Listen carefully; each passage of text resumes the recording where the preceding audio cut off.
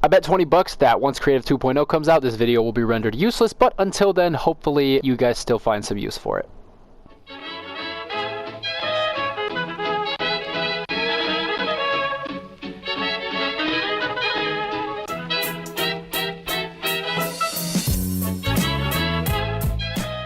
Hey everyone, this is Syntax, and today I'm going to be teaching you guys about channel recycling, or how to reuse channels inside of your maps. I've actually done a video on this before quite a while ago. I think it was how to use more than 100 channels, but that was back when there was only 100 channels, and the examples that I had in the video were pretty bad, and it was just confusing. So I'm remaking it and making it more clear for you guys. Now, we talk about channel recycling. We're basically referring to reusing channels inside of your map. So once you've run out of channels, used all 150 of them, it basically is like using more than 150 channels, if that makes sense. After this video, it's going to make a lot of sense, but basically it involves any devices that can be disabled and re-enabled in game. So things like buttons, teleporters, triggers, barriers, mutator zones, anything that can be disabled and re-enabled has potential to be recycled. So I actually have an example of channel recycling right in front of me. There is a button that is set up on channel 1, and I teleport to 2 different teleporters using the same channel. Now let me explain. If you go into the button settings, you can customize any of this how you want. Maybe you just want to be able to trigger it twice. It doesn't really matter. You can have your interaction text be whatever you want. You can turn the visibility off. What's important is that it's just sending on a channel. So for me, that's channel 1. Now, like I said, this button is going to be sending a signal and having me teleport to different teleporters. So you want to grab yourself a teleporter if that's what you're setting up in your map. For the first teleporter, you can go ahead and turn the teleporter group off. I have this enabled during phase all, and that's important for this first teleporter. I turn the visibility off. I could turn the rest of this stuff off. It doesn't really matter. I have them facing in the teleporter direction, and you're going to teleport to and receiving from the same channel the button's on. So that's channel 1. Now, if you weren't aware, devices can actually disable themselves if they send on the same signal. So what I'm doing is once you teleport to this teleporter, you're going to send a signal to channel 2, which is going to immediately disable this teleporter. Doesn't have to be channel 2, it's just what I'm using, but have the teleporter disable itself by having it send a signal to itself. Now the second teleporter is actually right next to it. It's just enabled during phase none. You can see that it says enabled during phase none right there, and what's happening is once you disable that other teleporter, this one is being enabled. So you can see that it's still teleport to when receiving from channel 1, but since it's disabled on game start, this isn't going to receive a signal until it's been enabled from that other teleporter. You can see that it gets enabled from 2, which is disabling the other teleporter, and once I go back to that button and hit it, I will no longer teleport to the first teleporter and only teleport to the second teleporter. Don't worry, I'll explain that again if you didn't get it, so I'm just going to start the game and show you what I mean. So here we go, I started the game. If you remember, our first teleporter is right here and our second teleporter is right here. When I interact with this, you're going to see that I get teleported to that first teleporter. As you can see, I am now standing where it was. Once I was teleported, that teleporter disabled itself, and now when I go to interact with the button, which is still on channel 1, you're going to see that I get teleported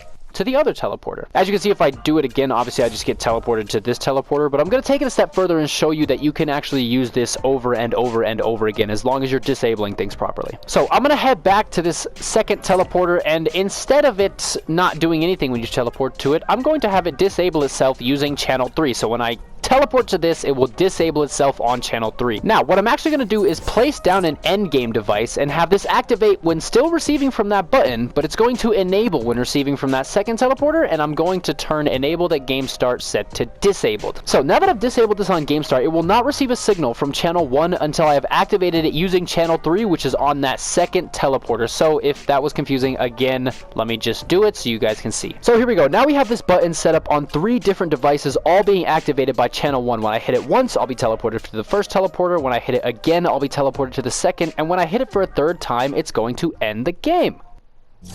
Now, I know for some of you, you already know how to do this mechanic, so this video is useless, and for some of you, you won't even need to ever use more than 150 channels, because story maps just isn't your thing. But if you're like me and like to make story maps, you run through channels extremely quickly. I actually used this in my most recent map, Be Home in a Bit. I disabled and re-enabled a bunch of triggers and barriers. It ended up being about 180 channels. So if you do go past that 150 channel limit, just know that you can disable certain devices and use the same channels over again. But yeah, there it is. Just remember that it can be used on any devices that can be disabled and re-enabled, and potentially you could use up to 300 channels in one of your maps by doing enough disabling and re-enabling. Well, there you guys have it. That is how you can recycle channels inside of your guys' maps. If you have a really long story map and you're running out of space, just know that you can use this mechanic and it will be extremely useful. As long as you're using devices that can be enabled and disabled, this will work flawlessly, and I encourage you to implement it in your maps. Anyway guys, with all that being said, I hope this video helped you out, and yeah, this has been Syntax. Later.